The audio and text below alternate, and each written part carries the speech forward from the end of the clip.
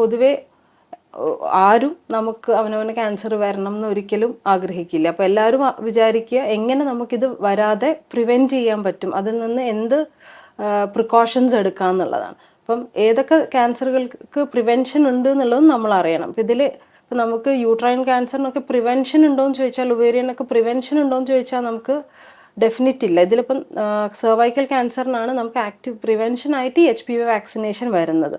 അല്ലാതെ ഈ ovarian ക്യാൻസറും endometrial cancer, അതായത് യൂട്രസിൻ്റെ ക്യാൻസറുകൾക്കും ഒരു ജനറ്റിക് പ്രീഡിസ്പോസിഷൻ, അതായത് ഫാമിലിയിൽ റൺ ചെയ്യുന്ന ഒരു ജീൻ മ്യൂട്ടേഷനുകൾ കൊണ്ട് ഉണ്ടാവുന്ന ഒരു ശതമാനം അങ്ങനത്തെ ഹെറിഡിറ്ററി ക്യാൻസേഴ്സ് എന്ന് പറയും.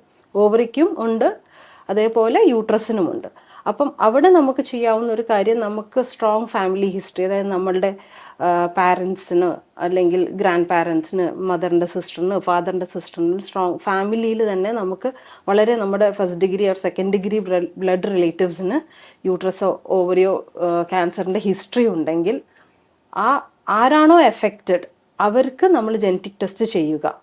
അത് ഏതൊക്കെ ജീൻ ചെയ്യണം, ഓരോന്നിനും അതിൻ്റെതായ പാനലുകളുണ്ട്.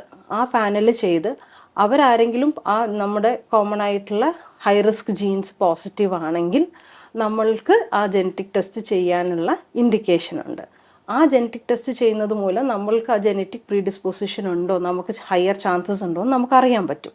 അങ്ങനെ ഉണ്ടെങ്കിൽ നമുക്ക് ഓരോ ക്യാൻസറുകൾക്കും ഓരോ ഏജിന് നമുക്ക് പ്രിവെൻറ്റീവ് സർജറീസ് ചെയ്യാൻ നമുക്ക് റെക്കമെൻഡേഷൻസ് ഉണ്ട്, ഗൈഡ് ലൈൻസ് ഉണ്ട്.